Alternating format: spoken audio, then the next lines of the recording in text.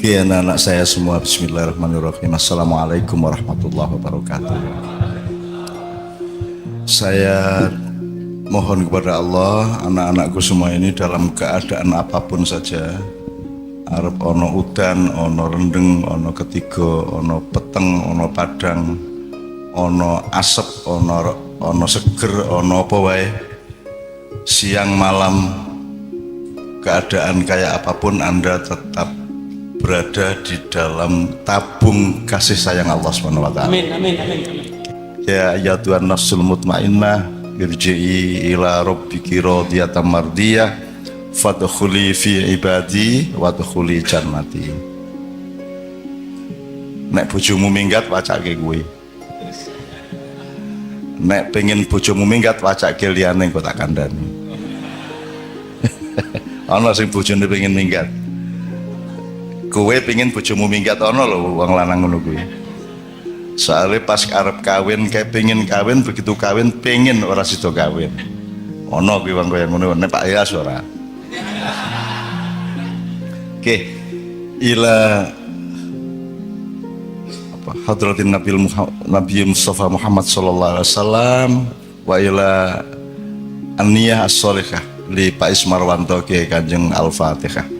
A'udzubillahi minasyaitonirrajim. Bismillahirrahmanirrahim. Alhamdulillahirabbil alamin arrahmanirrahim maliki yaumiddin. Iyyaka na'budu wa iyyaka nasta'in ihdinas siratal mustaqim siratal ladzina an'amta 'alaihim ghairil maghdubi 'alaihim waladdallin. Amin ya Allah biha ya Allah biha ya Allah biha bi husnil khotimah. Amin ya rabbal alamin. Dan orang yang berpikir linier, lugu dan hanya bisa melihat cermin adalah benda dan seterusnya, maka terus cermin adalah hanya kaca gitu ya. Ya, kita pasti akan mandek untuk bisa memahami judul itu. Nah, untuk itu gini, metodologinya, thoriqohnya, saya mengharapkan kita semua 70% menengok ke dalam diri kita, melakukan perjalanan ke dalam diri kita, yang 30% melihat-lihat keluar. Nah, ada dialektika luar dalam, intrinsik dan ekstrinsik, esoterik dan eksoterik. Jangan terlalu melihat keluar sementara Anda tidak terlalu melihat ke dalam. Ojo kemelebon, ojo kemeton. Nek kemelebon kok cepet metune, nek oh iya. Kok tekan kono ya. Yang Anda tertawakan adalah asosiasimu sendiri masing-masing, yang tidak bisa dibuktikan secara intelektual, akademis maupun yuridis bahwa kalimat saya bermaksud itu. Ya toh, ora toh?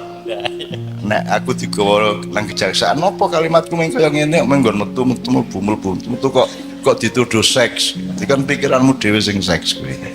Oke. Jadi pokoknya 70% ke dalam, 30% keluar. Nah, sekarang kita lihat pelan-pelan.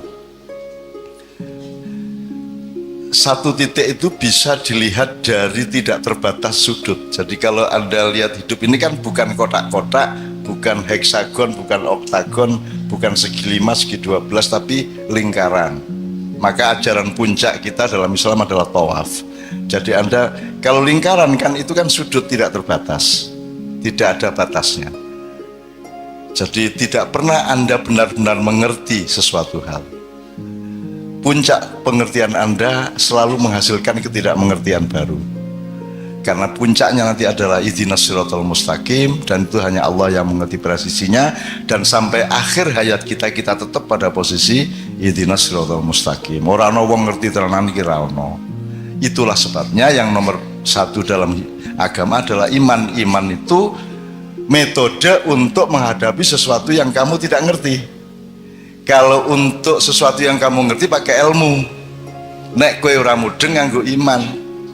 Anda kalau kawin, kamu tidak tahu persis hatinya suamimu. Betul enggak? Kalau yang kelihatan bisa dimengerti, dawane sepiro, suwene sepiro, sak piturute itu gampang. Ning nek atine lah orang ngerti. Satu-satunya cara untuk memperlakukan ketidakmengertian Anda kepada hati suami Anda adalah mempercayainya. Betul enggak? Mempercayainya. Nah, kalau kemudian ada dialektika untuk saling percaya satu sama lain, maka insya Allah kita akan menemukan kenyamanan hidup meskipun tidak melalui ilmu. Jadi ono nyaman sing justru aja nganggo ilmu. Luwih apik orang ngerti mangane kowe ora ngerti. Itu mangane kowe ngerti itu. Makanya kalau Anda beriman kepada Allah berarti Anda percaya sama Allah. Maka syarat untuk beriman kepada Allah itu bukan apa, syarat pertama adalah Anda sendiri harus bisa dipercaya oleh Allah. Aku dhewe ora dipercaya lho, tak percaya Gusti Allah. Ngopo kan gitu. Maka sama dengan ridho. Anda jangan sibuk mencari ridho Allah. Andanya ridho sama Allah, pastikan dirimu selalu ridho kepada ketentuan Allah, maka otomatis Allah akan ridho kepadamu. Makanya tadi ayatnya kan irji'i ila rabbiki radiyatan mardiyah. Radiyatan, ya Anda menjadi orang yang meridhoi, maka Anda mendapatkan mardiyah, yaitu Anda menjadi orang yang diridhoi oleh Allah. Dan urutannya orang mardiyatan radiyah, tapi radiyatan mardiyah. Anda ridho dulu sama Allah. Kowe dera lilo kok. Kowe ngene kurang ngono rewel ngono protes kepada Allah. Terus Anda minta ridho Allah. Kowe dera lilo karo aku kan itu. Maka ini nanti salah satu jalan yang akan kita masuki supaya Anda masuk ke dalam diri Anda masing-masing gitu ya. Nah, lingkaran dengan titik dan sudut yang tidak terbatas, sisi yang tidak terbatas, karena namanya juga lingkaran, dan itulah kehidupan, ini ya. Nah gini teman-teman sekalian, jadi sekarang kita bercermin nih. Bercermin berarti kan kowe goleki dirimu sendiri, ndelok raimu dhewe. Gampangan iki aku kelingan Pak Harwanto, kae nek mantenan kae kan bayare padha ning jupuke panganan kan tergantung gragase to. Kondisi itu ngeragas, akhirnya sing teko keri-keri ora kumanan, akhirnya mengentuk sop ndas. Menurut Pak Harwanto almarhum, sop ndas ki akhirnya digolek-golek ngene iki ora napa, malah ono ndase tok ketok to ndasmu ngene. Iki jenenge sop ndas.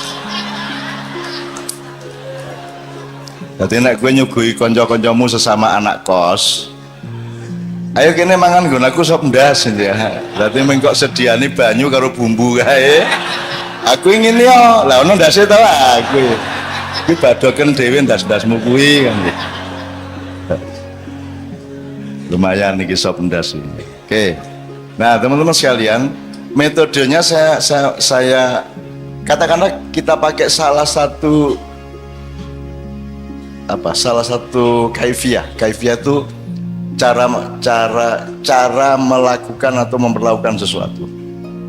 Misalnya ini, orang punya tujuan karena dia punya asal usul, betul enggak? Nek kamu tidak punya asal usul, kan kamu juga tidak punya tujuan. Kamu tidak jelas asal usulnya, berarti juga tidak jelas. Misalnya ini, gue ke Semarang harus nang Jakarta. Kan ada rentang jarak interval antara Semarang Jakarta, berarti gue neng di. Nek kue pengen nang Jakarta berarti kue neng Semarang, betul enggak? Nek kue orang duwe Semarang, kue ora pengen Jakarta.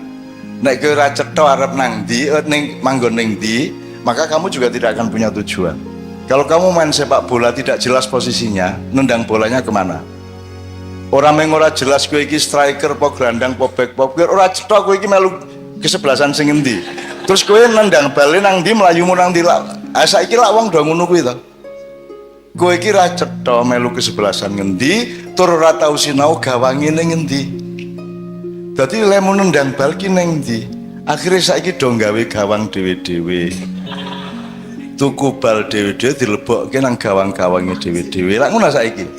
Apa meneh saiki negarane iki mengizinkan wasit untuk nendang bal. Ya lho saiki iki. Sistemnya begitu rupa kaconya. Official mudun malah dodol banyu. Wasite karo bisi pemain prit butuh pulsa ora kowe ya piye kowe ya ora.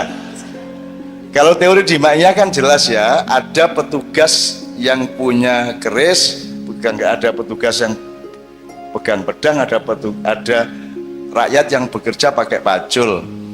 Nah, orang yang pegang pedang adalah orang yang dimandati untuk punya otoritas, maka dia punya pedang, lambang dari kekuasaan. Nah, ini dia tidak perlu kerja, dia sudah dibayar oleh rakyat.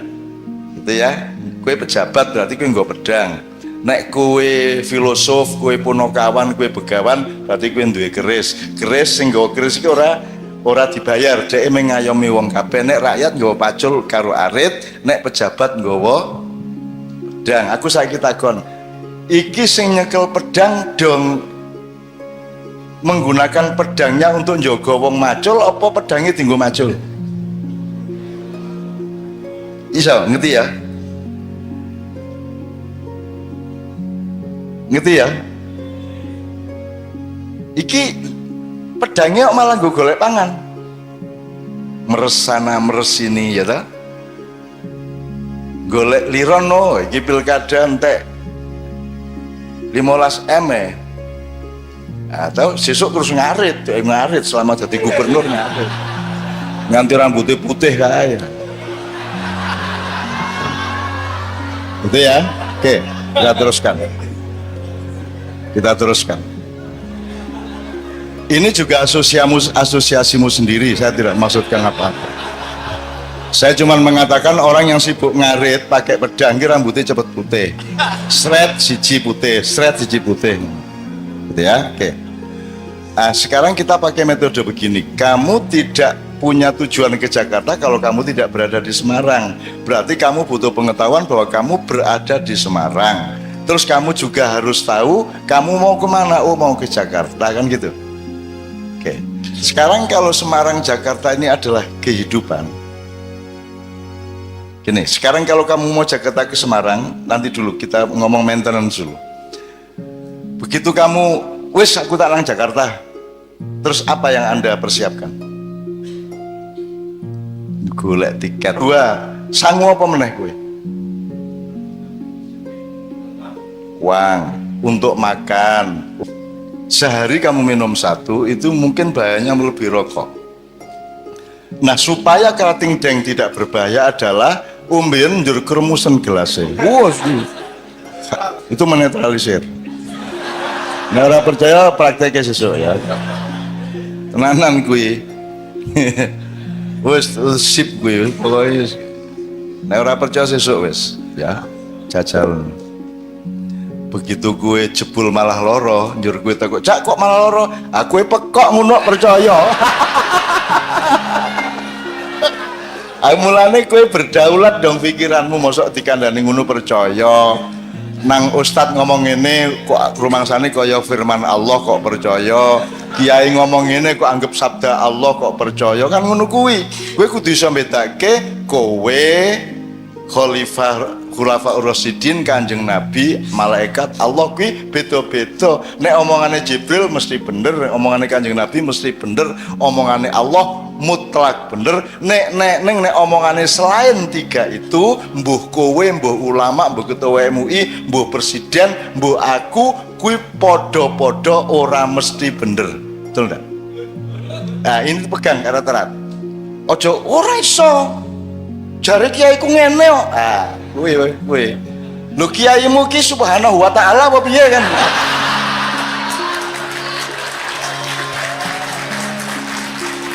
Menurutku. Nah, teman-teman Demaiyah harus mengerti gradasi dan stratifikasi bahwa omongan meskipun profesor ojo njuru masamu mesti bener. Misalnya sejarawan mengatakan enggak, Gajah Mada itu rada lonjong, ora bulet. Gitu ya. Ojo njur, oh berarti Muhammad Yamin salah ya, sing bener sing iki. Sik padha urung mestine. Sing Gajah Mada bunder ya urung mesti, sing Gajah Mada lonjong ya urung mesti. Jadi semua ilmunya manusia itu relatif. Ojo njur kok Gusti Allah ke, ojo njur kok nabeke. Angger wong wis menang, wis gede, wis dadi kok anggap Gusti Allah, berarti tindakannya pasti bener. Kan ngono to? Muda we kok arane wah jan gandeng tenan ngono kuwi ya. Padahal jelas muda kan itu. Gitu ya? Oke. Nah, sekarang bekal yang berikutnya adalah apa? Ya, pengetahuan yang jelas mengenai perjalanan dari Semarang ke ojo njur kowe kleru nang Ngawi. Arep nang Jakarta saka Semarang mampir Surabaya sik ngono. Apik ta kowe? Apik. arep rabi mampir di anak sik ngono. Aku jajah saiki. Urung rabi mampir di anak ya. Jadi pengetahuan yang seksama mengenai rute ya, mengenai Semarang nek nang Jakarta berarti lewat Pekalongan, Tegal, Cirebon. Mungkin kepeksa mergo ana jembatan jebol, mungkin kepeksa lewat Wonosobo tekan Purwokerto, terus lewat Garut sak piturute baru ke utara, bisa juga, tapi kan itu darurat. Jadi pengetahuan mengenai jalan hidup. Sekarang saya mundur sedikit untuk ngangsu ilmu ma'iyah. Di dalam ma'iyah itu kan Anda tahu dalam Islam itu ada 4 jalan. Iki mbaleni ya, 4 jalan. Apa siji? Sabil. Sabilillah. Sabil itu artinya jalan. Nomor 2 syariat. Dari kata syari itu artinya juga jalan. Nomor 3 thoriqah. Dari kata thorik itu jalan. Jadi misalnya ngarep iki jalan apa? Thorik Pandanaran. Kalau jalan raya tol itu namanya syari tol ya. Terus jadi apa tadi? Sabil, syari, thorik, sirot. Sirot ini ming cakrawala, ming pedoman. Pokoknya ning kono kae. Allah ning kono kae. Ning mencapai ora dikongkon, ora diwajibke. Kowe ora iso mencapai Allah. Ndak mungkin Anda mencapai Allah. Allah yang datang kepadamu, betul ndak? Nek Gusti Allah ra teko nang kowe modaro dhewe, ora iso. Makanya Allah mengatakan dalam hadis qudsi, wahai hambaku, kalau engkau berdiri menyapaku, maka aku berjalan menyapamu. Berjalan menuju engkau menyapamu. Kalau engkau melangkah 1 langkah kepadaku, aku melangkah 1 depa kepadamu. Kalau engkau melangkah 1 depa kepadamu, aku melangkah sepenggalah kepadamu. Jadi Gusti Allah lebih berinisiatif dan lebih mendekat kepada Anda dan saya dibanding kita mendekat kepada Allah. Ampuh tau gue. Bayangin nek Gusti Allah wegah. Kowe rene Gusti Allah rene. Maju mundur. Modar ge. Ah ngene. Modar ge. Untung Allah ndak begitu kue ngadeg kue Allah langsung melaku kok. Kue melaku sak langkah Allah jelong sak depo. Kue sak depo jelong sak watang, sepenggala dan seterusnya. Kalau engkau berjalan duk-duk Allah berlari kepadamu. Kalau engkau lari cepat Allah terbang kepadamu. Coba pokoknya ngono kuwi. Itu demikian dahsyatnya kemesraan Allah kepadamu, kepada kita semua, kepada hambanya. Karena memang beliau itu menciptakan kita semua adalah untuk bermesraan dan memproses cinta dengan kita semua. Oke, iki jalan mau dieling-eling ya. Sabil ki apa? Nggone siratal mustaqim kono lho. Aku sabil. Dadi nek ana wong ki mau anak saya dari SMP Mu'alaf tadi itu aja diomongi syariat sih, kecuali dhek takon.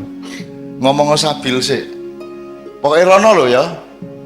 Ilahi rajiun ya, kuwi sabil. Makanya dakwah itu kan ud'u ila sabili rabbika, tidak ada ud'u ila syariatillah, tidak ada.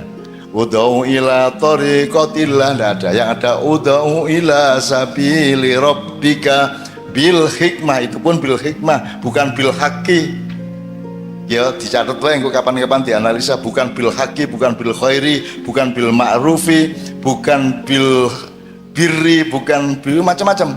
Kebaikan banyak, kebenaran banyak dalam bahasa Arab, dalam Quran. Tapi Allah nyuruhnya bil hikmati. Hikmah itu adalah tetesan kearifan dan kewaskitaan dari seluruh fenomena-fenomena kebenaran dan kebaikan menjadi satu kristal. Titik yang paling tepat dan paling sejati itu namanya bil hikmah. Bahasa Indonesianya kebijaksanaan. Makanya Pancasila itu senengannya pancen double-double.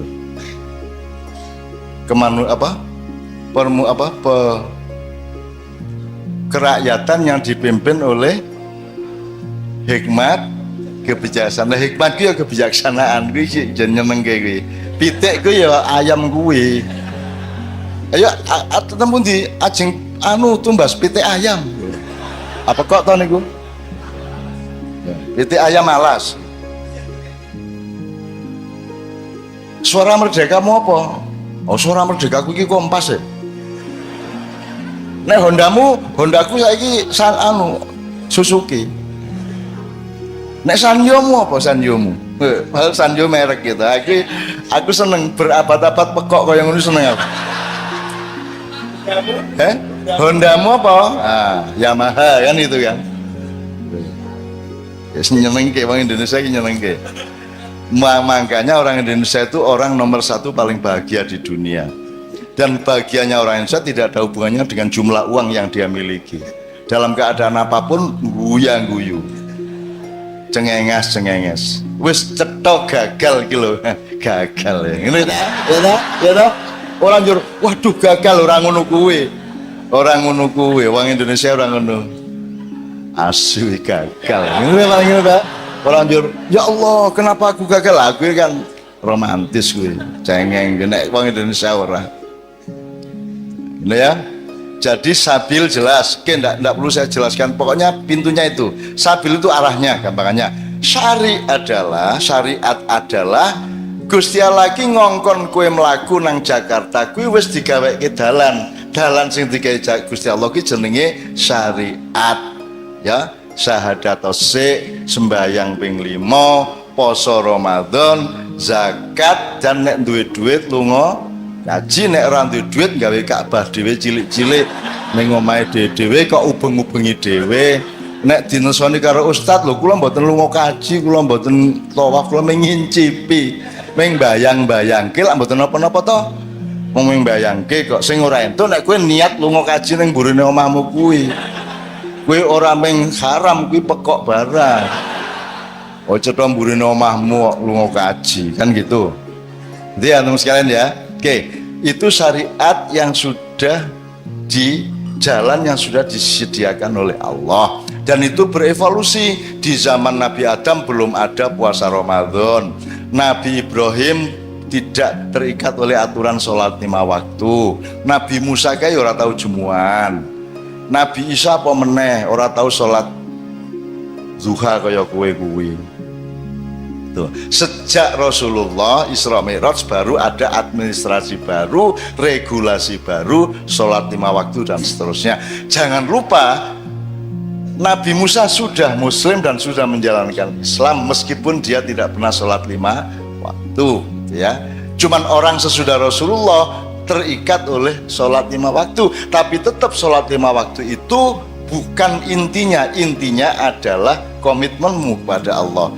Kowe ngantor wajib jam 7 wis tekan kantor, absen jam piro sore nih Bali, jam 4 sore entuk Bali. Ning sing penting tekomu apa nyambut gawemu. Karo-karone ya penting, tapi nek didoleki sing luwih penting ki kreativitasmu, produktivitasmu di kantor apa tekomu? Kreativitas. Ya, kamu sholat Allahu Akbar nganti assalamualaikum ning atimu sepanjang sholat iki kelingan yangmu wae. Asem kae dengkule rada kegedean kira. Aku kelingan tadi semoga pas rakaat kedua rukuk ini kalingan mbahku biar ngomong nek ndolek bojo aja cangkeme kok sing ngomong. Jadi selama sholat kamu ora kelingan Gusti Allah, tapi kamu melakukan semua syariatnya, takbiratul ihram, al-fatihah, surat, terus semua kamu lakukan sesuai dengan fikih. Tapi hatimu ingat pacarmu dan 90% tidak ingat Allah. Aku takon sembayangnya sah apa tidak?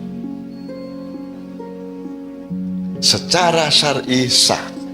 Ning aku takon nang atimu karo pikiranmu, ngono kuwi salat apa dudu? Ngono kuwi salat apa dudu? Enggak toh. Kuwi lak ming ya menyenang ngene kowe. Ya menyenang ngene. Heeh, gitu ya.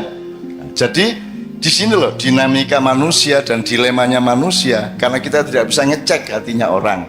Makanya di fikih tidak bisa diatur hatimu harus konsentrasi kepada Allah. Siapa yang ngecek? Sapa sing iso ngontrol, sapa sing iso mendeteksi. Kejaba ana alat. Mlebu masjid ditempeli ceklek, yo ana taline nang komputer utawa nggo apa remote ya. Pokoknya nang masjid langsung ditempeli badukmu ceklek. Kabeh.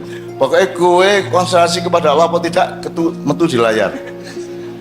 Wah iki monitor kok rene iki wah iki berarti ndak sah diulang. Nah, jadi tolong kita berendah hati satu sama lain karena kita tidak pernah tahu satu masjid yang kita sholat bersama itu yang mana yang khusyuk, yang mana yang tidak, dan kamu tidak bisa menuduh siapa-siapa. Nah, sekarang ini yang kurang adalah kerendah hatian untuk tidak suudzon kepada orang lain. Gitu ya, menurut saya. Kan gitu selama ini. Ya nek meng sing diperiksa iki wis sunat apa durung gampang. Misalnya suatu hari ada aturan dilarang masuk masjid kecuali yang sudah khitan. Upamane ada aturan dengar masjid kayak. Masjid ini tidak menerima laki-laki yang belum khitan. Upamane ya. Ojo kaget saiki iki sembarang sertifikasi halal loh. Sok kebo halal apa ora nek dienggo mbajak kae. Angger kebo wis di halal ceklek ngono ya, iku berarti entuk. Dadi mlebu masjid nek ora sunat ra entuk. Nah, masalahnya karena ini fisik, carane ngecek piye? Karena hukum dilaksanakan harus dengan perangkat dan aparatnya. Maka dibutuhkan tempat khusus di depan masjid. Sadurunge kowe nang masjid mlebu ruangan kuno diperiksa sik nyubi sampun dereng. Oh nggih monggo. Ning nek jemuane wis komat. Kowe melewayu kae, ya toh? Aku kowe jumlahe terus nek meriksa kan ra cukup wektune. Akhirnya dilahirkan kebijakan baru dan tidak perlu masuk ruangan asal lewat buka sarung semua. Sampun. Kowe nang masjid, sampun lho. Awet lagi. Nyeneng kita kowe. Terus yang meriksa wedok, apik meneh. Aku seneng bayangke wong Islami lucu-lucu tenan. Sing ora-ora lho sing diurus ki. Sing diperdebatkan sing ora-ora, ulang tahun ra entuk, ya toh? Tahun baru ra entuk sing ora-ora. Wetonan ra entuk, ora ana ajarane. Jare sapa ora ana ajarane? Kowe iki ya mulane sinau Al-Qur'an, sinau bahasa Arab sithik-sithik. Allah itu mengucapkan selamat ulang tahun ya Isa Nabi. Assalamu alayya yauma wulida wa yauma wa yauma yamutu wa yauma yub'atsu hayya.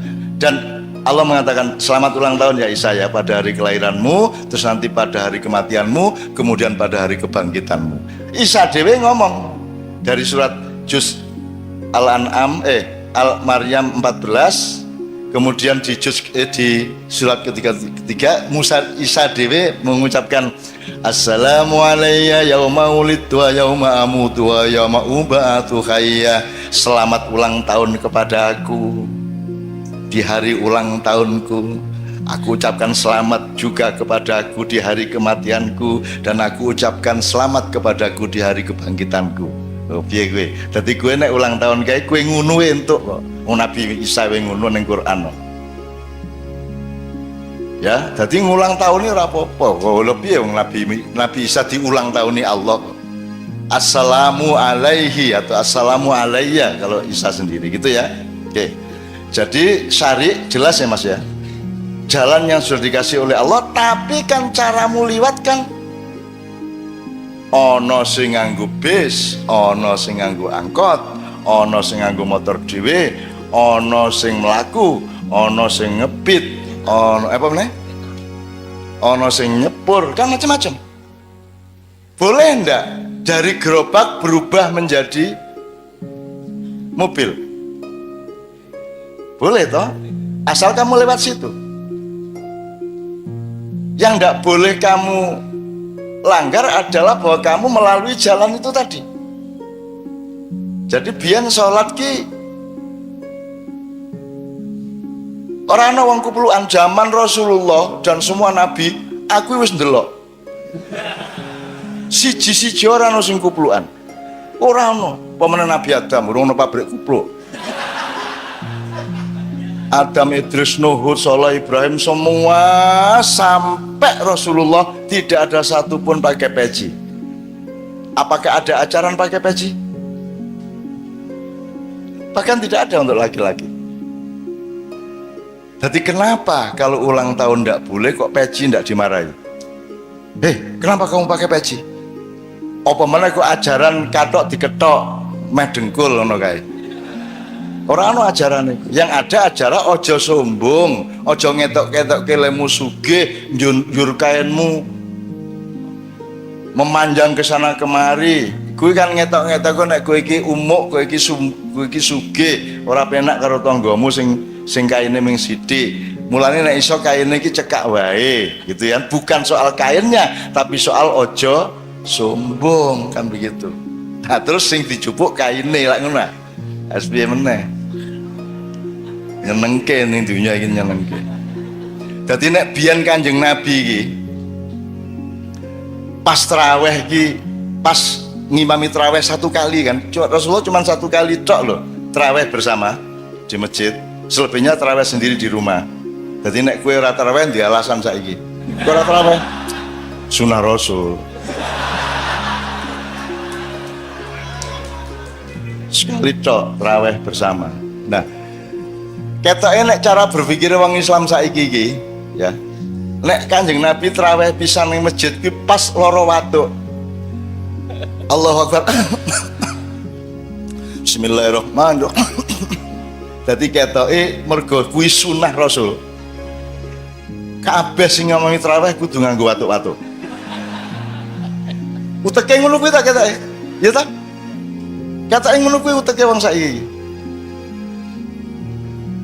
Terus misalnya Kanjeng Nabi kademen saka ngomah nang masjid kademen karo do ngene iki. Nah, saiki kiai-kiai arep ngimami salat traweh saka ngomah langsung ngene iki. Iki uteke wong saiki ngono kuwi. Utek bluluk kuwi jenenge.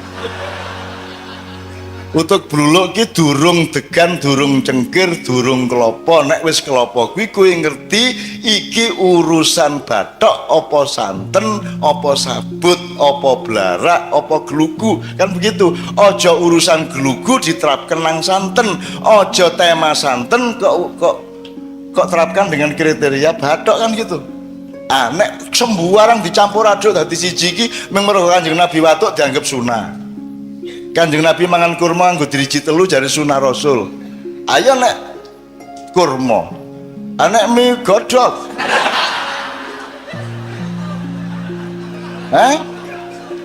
Sop apa meneh? Modar apa kowe? Dulu ada dagelan, zaman dulu kowe urung lahir ana Bagio. Sapa lu sing loro meneh? Tuh, gurun durung ono. Bagnya Diran sama bukan. Tuh, Sol Saleh tuh Rasul Saleh, Sol Saleh lain grup. Dan Ateng Iska itu sama Bing Slamet. Kalau Bagio itu bener Diran ya. Pokoknya uang telu dagelane. Terus sud. Iki ono disuguhi mie, sud. Ngene ya. Sing menang nganggo diriji telu. Sing nomor loro nganggo diriji loro, sing kalah nganggo diriji siji. Wes Bumbi banjur sud ya. Sud Bagio kalah. Dadi sing Diran entuk nganggo diriji telu ngene iki. Ngene iki. Enak to mangane lumayan rada panas sithik ning silumane. Terus si sijine meneng nganggo diloro ngene. Lah si Bagio iki siji ngene iki. Ora entuk-entuk mie kae. Nah, wes. Aku kelingan seneng banget aku adegan. Akhirnya mangkel dhek ta. Akhirnya sing dicekel iki mangkoke.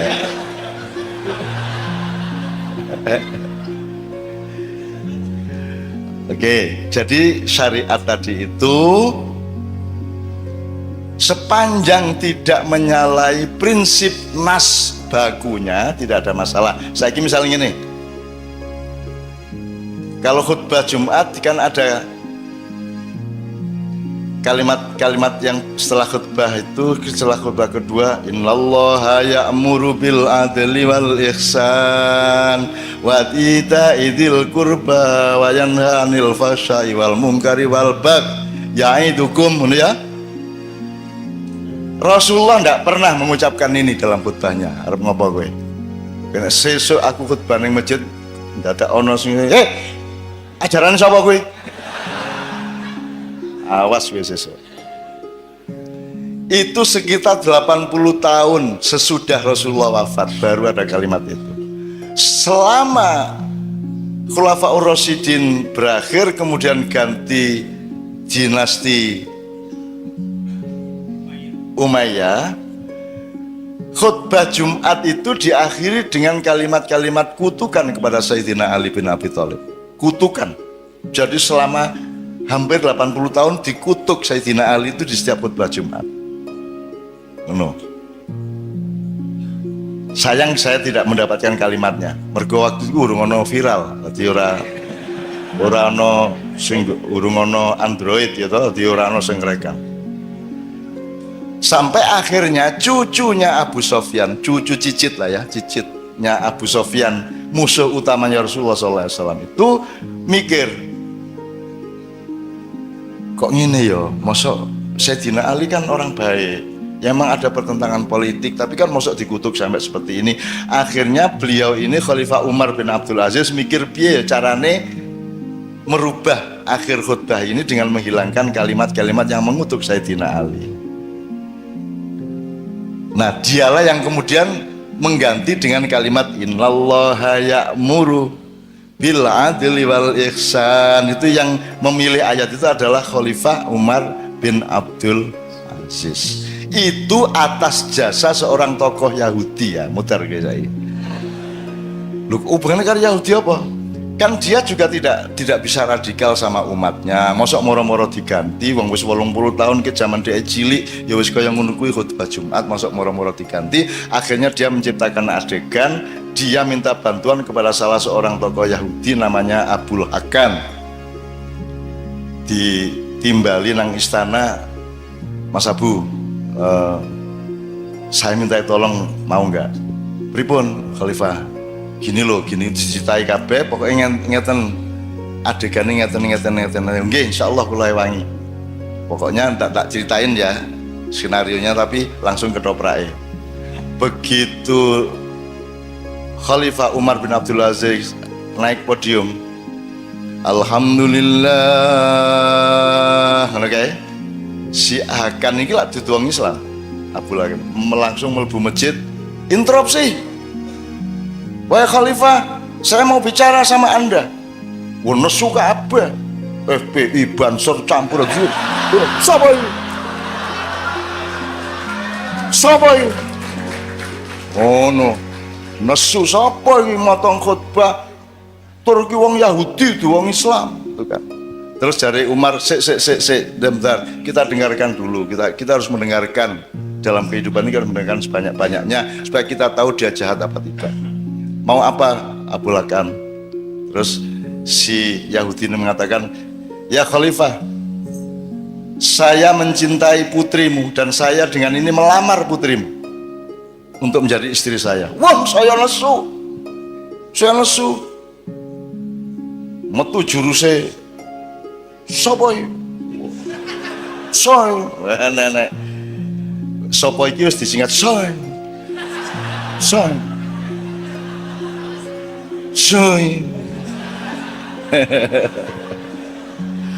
Aku seneng karo preman-preman gendo-gendo ya. Oke. Si salah satu jamaah Jumat mengatakan, Abu Hakan, bagaimana mungkin khalifah pemimpin muslim merelakan putrinya yang dicintainya nikah sama orang Yahudi yang tidak beragama Islam, yang kafir? Itu. Terus Hakan jawab, kalau memang saya tidak diterima lamaran saya kepada putrinya sultan, putrinya khalifah, gara-gara saya seorang kafir, saya bertanya kepada saudara-saudara sekalian, kenapa Sayyidina Ali yang tidak kafir itu Alhamdulillah. Dikafir-kafirkan di dalam khutbah Anda selama tadi saya sudah ngobrol sama Pak Muzamil soal itu. Ya. Akhirnya si Umar kan rasional juga ini. Wong Ali Muslim baik buruk dalam penilaian Allah lah ya. Tapi dikafir-kafirkan, dikutuk ya dalam khutbah-khutbah Jumat umat Islam. Jadi benar omongannya Hakan gitu ya. Oke, kalau gitu kita melakukan kesalahan. Mulai hari ini saya mohon izin kepada para jamaah sekalian untuk kita akhiri kutukan kepada Sayyidina Ali dan kemudian kita ganti dengan ayat yang menurut saya terbaik untuk khutbah ini. Innallaha ya'muru bil 'adli wal ihsan gitu ya dan seterusnya. Nah, mulai hari itu diganti. Ya. Jadi setiap Anda Jumatan dengan khutbah yang baik, orang Yahudi kafir itu mendapat pahala dari Allah. Benar gak? Kalau tidak karena dia tidak jalan nih. Kutukan kepada Ali bisa sampai hari ini. Gitu loh. Gitu loh. Jadi kita itu sudahlah, pokoknya kita itu jangan terlalu nudung-nudung wong. Aku iku kuatir sok-sok kue melbu swarga, wis mlebu swarga ning kowe ora puas. Kowe ning kono ketemu wong lho, iki lak koruptor to iki. Mas Nov kok temriki jenengan? Piye? Hah? Piye kowe? Stres ora kowe? Kowe mlebu swarga ning jebul kowe sak kampung karo wong-wong sing sepengetahuanmu mereka itu koruptor, berbuat jahat dan seterusnya. Piye ayo? Model gue. Malah kiaimu, loh, kok malah ning neraka iki? Kan kowe dadi ora kerasan ning neraka, ning swarga. Ya ora. Dadi kowe arep mlebu swarga dihitung-hitung sik. Gek-gek kowe ketemu wong sing kok benci banget malah dhek ndisiki, malah dhek dikon dadi imam. Ayo muter kowe. Ayo, mulane mlebu swarga ya, mlebu swarga ning ya dihitung-hitung. Allah ada lagi doa tadi itu. Waktu meninggalnya Pak Is tadi ada doa, ya Allah berikanlah Pak Ismarwanto ini rumah yang lebih bagus di surga dibanding rumahnya di dunia. Dan berikanlah dia istri yang lebih baik daripada istri dia di dunia. Putar lagi. Ya? Ya, gimana coba? Aku tanya bagi Anda yang sudah bersuami istri, mau ndak nanti di surga tidak bersuamikan suamimu yang sekarang? Maunya kan yang dia tuh, mau tetap dia tuh, dunia akhirat tuh.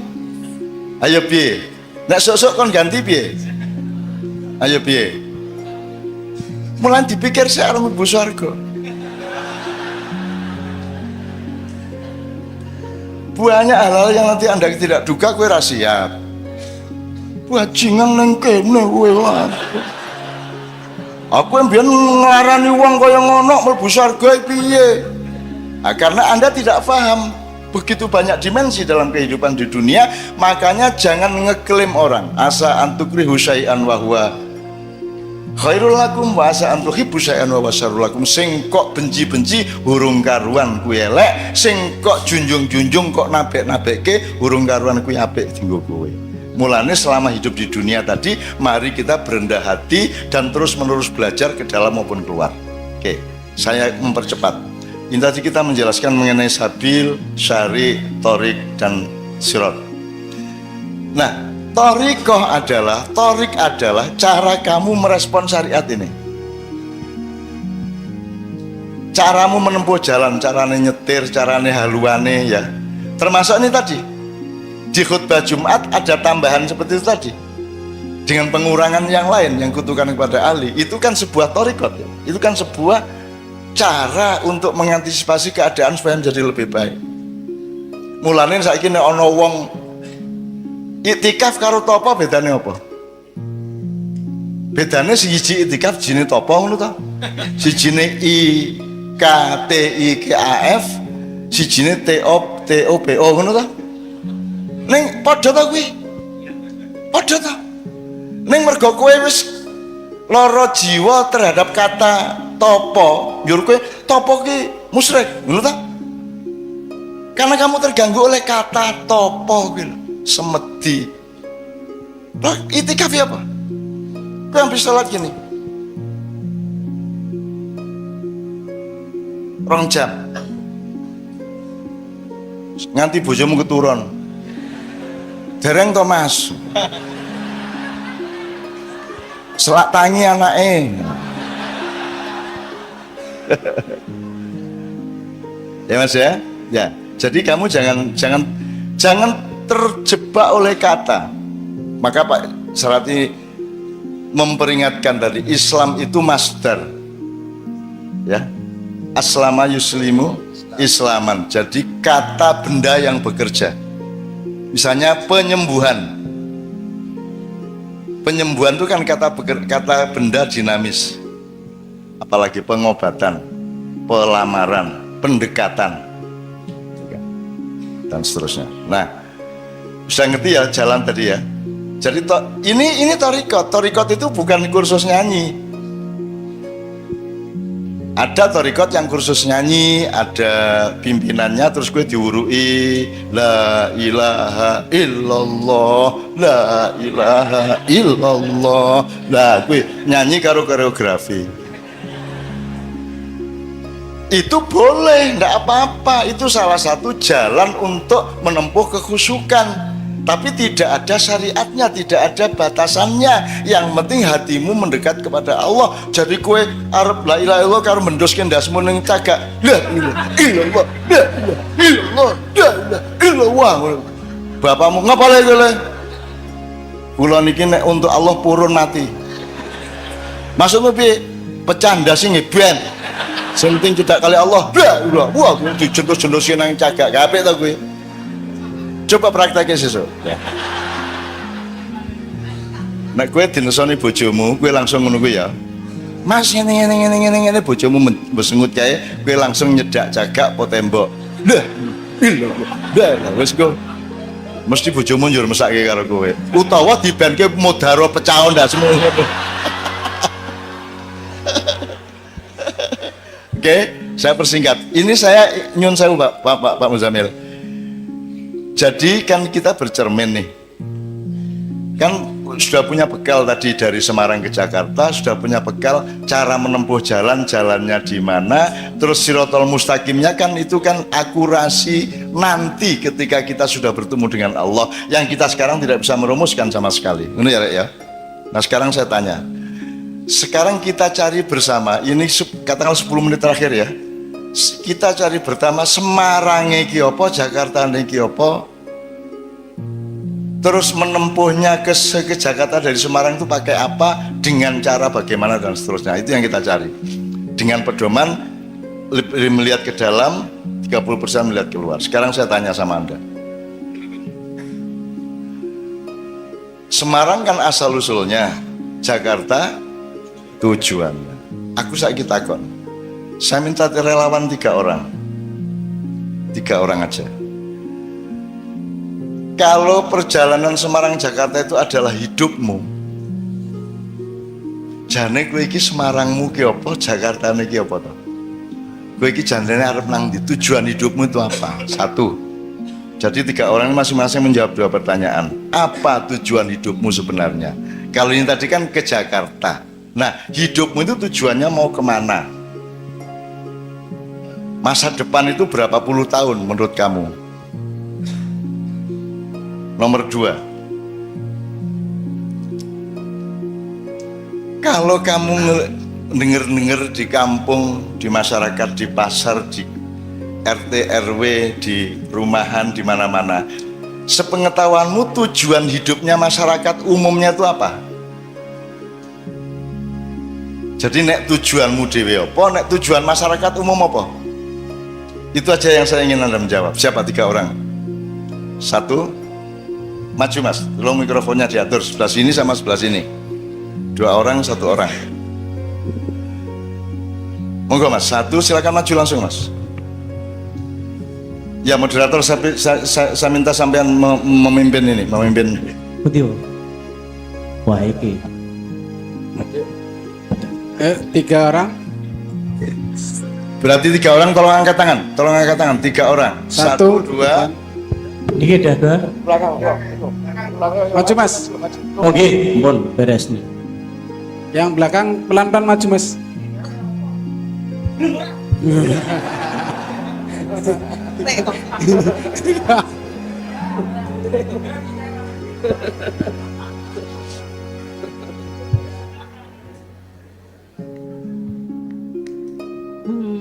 Untuk tujuan hidup saya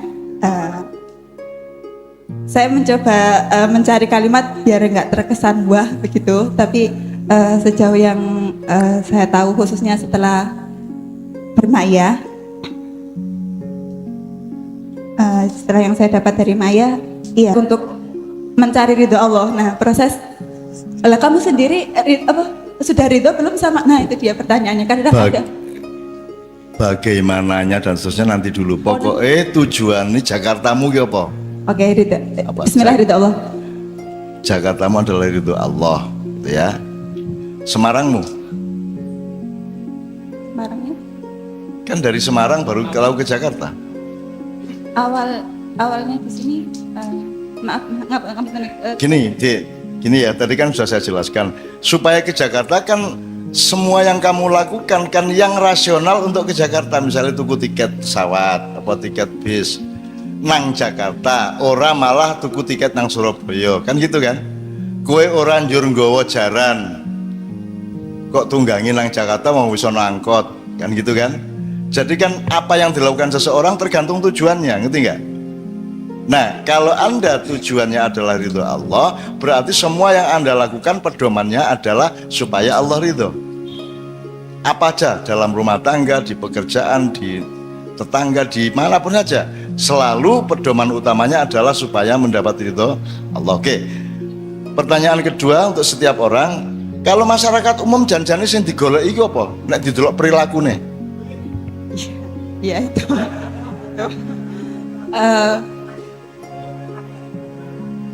Kaya, popularitas, bagaimana punya aji di mata di mata teman-temannya atau apa gitu.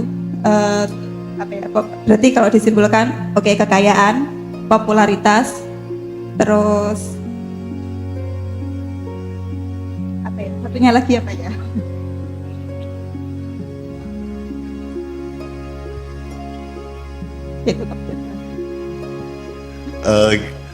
Cukup dulu mawanya. Tolong yang akurat. Jadi ridho Allah, ya.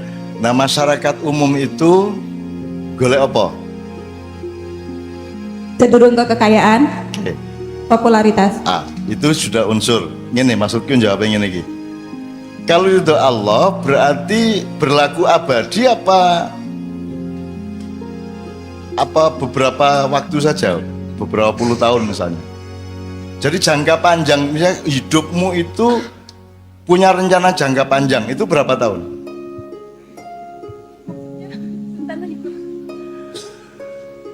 Nek dapat itu Allah itu neng kene apa neng akhirat? Di akhirat. Di akhirat. Oke. Jadi jangka panjangmu itu apa? Nyawiji. Loh, bukan. Kowe lak isine jangka panjangmu ki ning ndi? Dunya apa akhirat? Akhirat. Lah selama kowe isine dunya kan ora tau jangka panjang, kowe jangka saiki tok. Gitu ya. Jadi kalau ngomong kita harus berpikir panjang ke depan, ya sudah akhirat. Gitu loh, mesisan gitu loh. Nah, jadi sekarang untuk penanya kedua, ketiga berpedoman dengan jawaban Anda ngene iki, Mas. Kowe golek akhirat. Ya, Jakartamu adalah akhirat. Nek masyarakat sing kok kenal ki sing digoleki Jakarta apa Semarang? Jadi mengubeng-ubeng ning Semarang toh. Ya toh? Muter-muter di Semarang karena dia tidak punya tujuan untuk ke Jakarta. Ini benar nih. Jadi kalau masyarakat umum yang dicari artinya jadi tujuan adalah dunia. Oke? Nek pemerintah program pembangunannya iki golek akhirat apa golek dunia? Sejauh yang dirasakan dunia. Dunia. Orang mencari jabatan, pilkada, pilek, apa meneh? Pilpres dan seterusnya. Itu setahu Anda tidak pasti benar, tapi kabeh wong ngertilah itu rahasia umum. Itu mereka mencari akhirat atau mencari dunia? Cenderung ke dunia, ke dunia. Mencari dunia.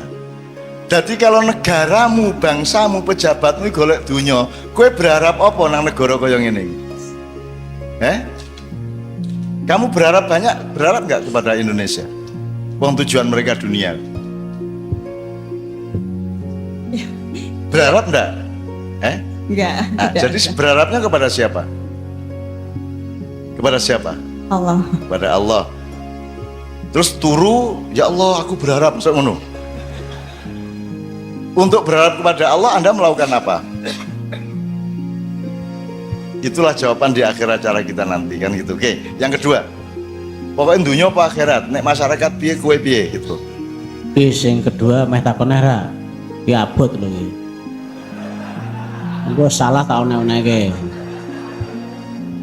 Kok meden-medeni to, marang wedi. Assalamualaikum warahmatullahi wabarakatuh. Saya Nuryadi dari Maneges Kudro. Oh. Iya. Tentang tujuan hidup saya adalah kematian atau hidup yang sejati setelah mati itu. Terus awal dari titik awalnya itu adalah kelahiran kita itu.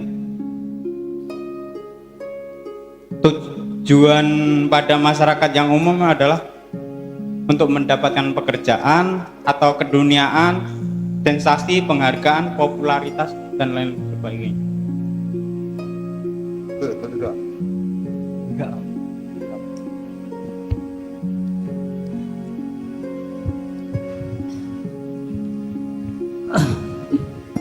Bismillahirrahmanirrahim.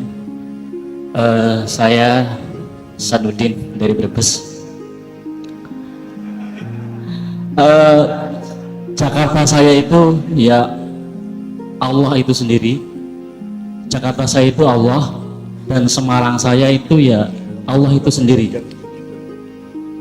Kemudian berapa lama kehidupan saya? Menurut saya adalah abadi. Kemudian yang dicari oleh masyarakat sekitar, menurut saya tujuan masyarakat sekitar adalah kendaraan itu sendiri, bukan Jakartanya. Menurut saya gitu, Cak.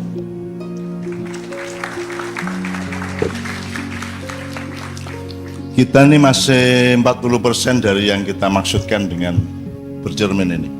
Saya aku ndelok ngoco toh. Kowe dhewe ngoco raimu, masyarakatnya kok gawe raine ngoco kan gitu kan. Ngocone di apa? Di menimba hasil berkaca itu di dalam cermin kan, itu maksudnya ya. Nah, nanti saya minta dengan sangat Pak Muzamil bisa menjelaskan sepadat mungkin 3 wacana dari Islam sehubungan dengan pertanyaan tadi. Yang pertama, wabtaghi fima atakallahu darul akhirah wala tansa nasibaka minad dunya. Ini soal primer sekunder di Semarang, di Jakarta ya. Nomor 2, wa man kana hijratu ilallah wa rasul fa hijratu ilallah wa rasul wa man kana hijratu ilad dunya fa nala ma hajara ilaih. Itu 2. Yang ketiga saya tidak hafal, Pak Muzamil sedang saya minta untuk mencari karena dia adalah kitab berjalan, kitab sarungan. Allah mengatakan, Allah memberi rumus, Anda memberi kalkulasi. Kalau kamu mencari dunia, kamu akan mendapatkan, barang siapa mencari dunia, dia akan mendapatkan sedikit bagian dari dunia. Tapi kalau dia mencari akhirat, mencari aku, dia akan mendapatkanku, mendapatkan akhirat, dan mendapatkan bagian yang banyak dari dunia. Surat Hud beliau. Kalau gitu kewajiban beliau karena beliau yang tahu. Oke, yang bab tadi sama wamangkana hijratuhu Pak Muzamil.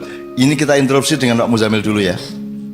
Karena beliau ini tadi juga layat bareng saya ke Pak Is, kemudian alhamdulillah beliau bisa sampai ke sini.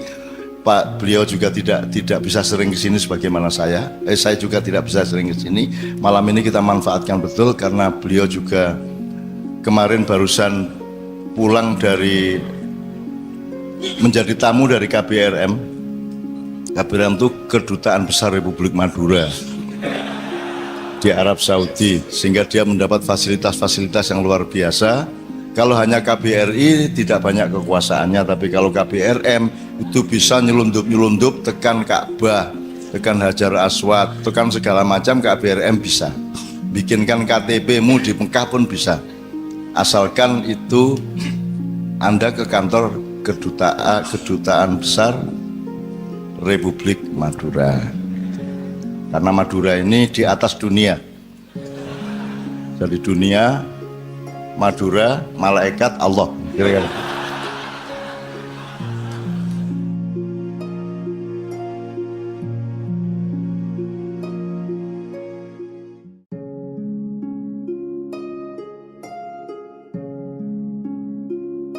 Assalamualaikum warahmatullahi wabarakatuh. Tema pokok dari surat Asy-Syiar adalah penguatan kepada Rasulullah agar tetap tegar dalam menjalankan misi dakwah Islam. Meskipun tantangan yang dihadapinya sangatlah berat, penguatan itu diberikan dengan mengingatkan betapa banyak nikmat yang telah Allah berikan kepada beliau. Bukanlah telah kami lapangkan dadamu dan kami ringankan beban yang memberatkan pundakmu, dan telah kami tinggikan sebutan namamu. Asy-Syiar ayat 1-4. Kemudian Allah menegaskan salah satu kaidah atau hukumnya yang pasti, maka sesungguhnya bersama dengan kesulitan itu ada kemudahan. Sesungguhnya bersama kesulitan itu ada kemudahan. Asy-Syiar ayat 5 dan 6. Baru kemudian diikuti dengan dua perintah. Jika kamu telah selesai melakukan pekerjaan, maka lakukanlah pekerjaan yang lain dengan sungguh-sungguh. Dan hanya kepada Tuhanmu lah hendaknya kamu berharap. Perintah pertama, Faiza farokta fansob. Ada yang mempersempit makna ayat ini dengan mengartikannya, jika kamu telah melakukan satu ibadah, maka lakukanlah ibadah yang lain dengan sungguh-sungguh. Dengan diberi contoh, setelah selesai sholat, berzikir dan berdoalah. Selesai berzikir dan berdoa, bacalah Al-Quran.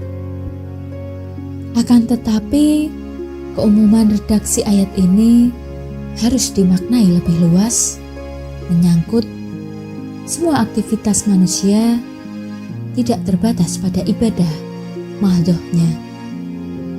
Inti dari perintah pertama ini menurut hemat penulis adalah tuntunan kepada orang beriman agar jangan biarkan waktu berlalu tanpa melakukan sesuatu yang berguna. Dengan kata lain, melakukan pekerjaan yang melahirkan kebaikan-kebaikan atau beramal saleh. Amal saleh juga jangan dipersempit artinya dengan ibadah mahdhoh atau pekerjaan ukhrawi, tetapi mencakup semua pekerjaan, termasuk pekerjaan duniawi. Dari kaidah Faiza farokta fansob bisa diturunkan beberapa prinsip dari praktik kehidupan. Antara lain sebagai berikut. Istirahat adalah ganti pekerjaan. Seorang guru, sekedar contoh, setelah selesai mengajar, dia duduk di ruang guru mengoreksi pekerjaan siswa. Setelah itu, berbincang sejenak dengan rekan sesama atau membuka WhatsApp untuk bermedia sosial. Waktu yang tersisa digunakan untuk membuat persiapan mengajar, kemudian berjalan-jalan di sekitar gedung sekolah untuk meregangkan otot setelah duduk beberapa jam sambil menuju musola untuk melakukan sholat duha. Intinya, semua waktu digunakan untuk sesuatu yang berguna, tidak ada yang sia-sia. Bermedia sosial untuk tujuan memperoleh informasi, dan silaturahmi juga pekerjaan yang berguna. Jalan-jalan untuk relaksasi juga pekerjaan yang berguna. Berbagai bentuk hiburan yang dibenarkan oleh syariat, seperti berolahraga, berwisata adalah juga bagian dari pekerjaan yang berguna. Karena tujuan utamanya adalah rekreasi, yaitu menghilangkan letih, agar sesudah itu bisa menjalankan ibadah dan pekerjaan dalam keadaan sehat, segar, dan bersemangat. Prinsip berikutnya adalah jangan menunda pekerjaan. Pekerjaan yang bisa dilakukan hari ini jangan ditunda sampai besok. Nanti besok hanya ada dalam kamus para pemalas. Jangan menunda pekerjaan sampai kehabisan waktu, kehilangan kesempatan atau kedaluarsa. Menunda-menunda pekerjaan menyebabkan menukuknya pekerjaan dan terbengkelainya pekerjaan. Menunda-nunda sholat sampai detik terakhir atau injury times adalah kebiasaan yang buruk. Menunda-nunda bayar utang, termasuk utang puasa, bisa berakibat hilangnya kesempatan karena Ramadan berikutnya telah tiba. Apalagi kalau menyangkut hak-hak adami, hutang akan dibawa sampai hari kiamat. Nabi Shallallahu Alaihi Wasallam mengingatkan kita semua, gunakanlah 5 hal sebelum datangnya 5 hal, masa mudamu sebelum datang masa tuamu, sehatmu sebelum sakitmu, kayamu sebelum miskinmu, longgarmu sebelum sibukmu, dan hidupmu sebelum matimu. Prinsip ketiga adalah jangan pernah menganggur. Yang dimaksud menganggur bukan tidak menjadi PNS, tidak kerja di perusahaan atau perapik dan sejenisnya. Yang dimaksud menganggur adalah membiarkan waktu berlalu tanpa melakukan sesuatu yang berguna, baik untuk diri sendiri maupun orang lain. Ketika Anda melakukan sesuatu meskipun tidak berbayar atau bergaji, tapi bermanfaat untuk diri sendiri dalam jangka pendek atau jangka panjang, bermanfaat bagi orang lain, banyak atau sedikit, maka Anda tidaklah disebut penganggur. Jika Anda tidak disibukkan oleh kegiatan yang berguna, maka Anda pasti akan disibukkan oleh kegiatan yang berbahaya atau setidaknya tidak berguna. Di akhirat nanti, setiap orang akan diminta pertanggungjawaban tentang untuk apa dihabiskannya umurnya. Adapun perintah kedua, wa ila rabbika farghab, mengarahkan orang beriman agar menggantungkan harapannya hanya kepada Allah Subhanahu wa Ta'ala.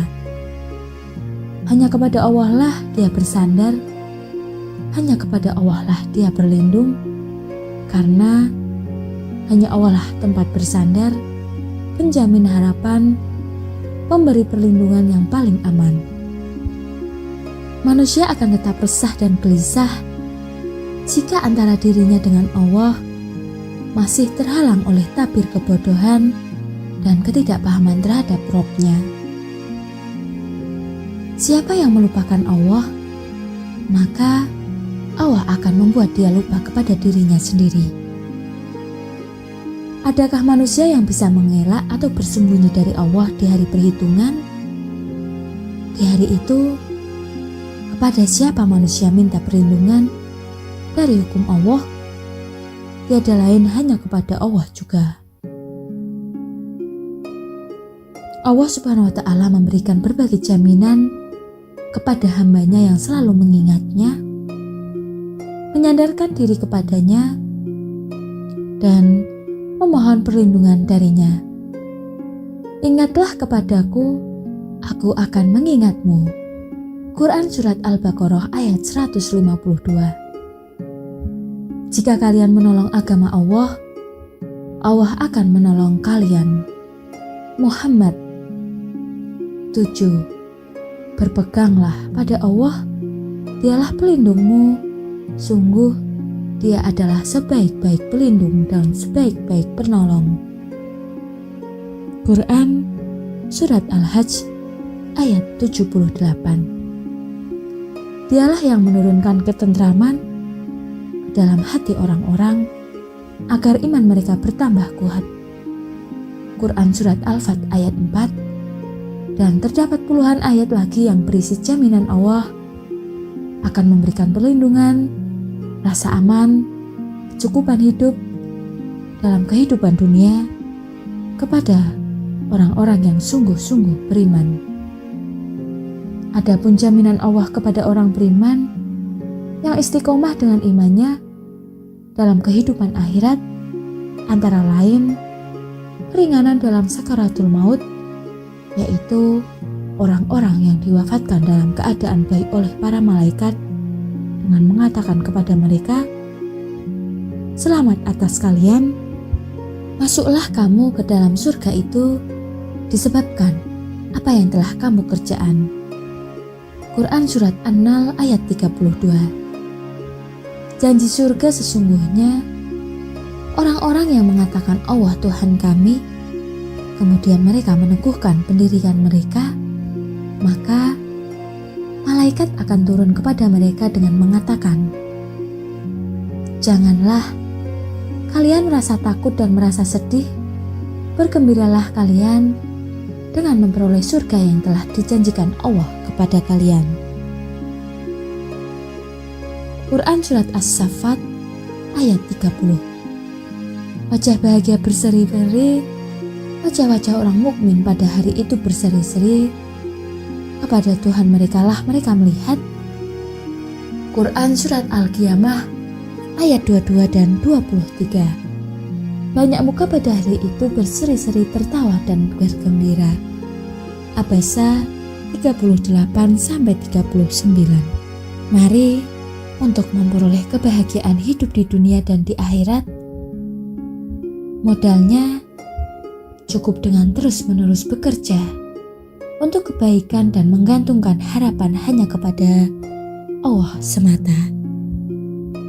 Sekian yang dapat kami sampaikan. Wassalamualaikum warahmatullahi wabarakatuh.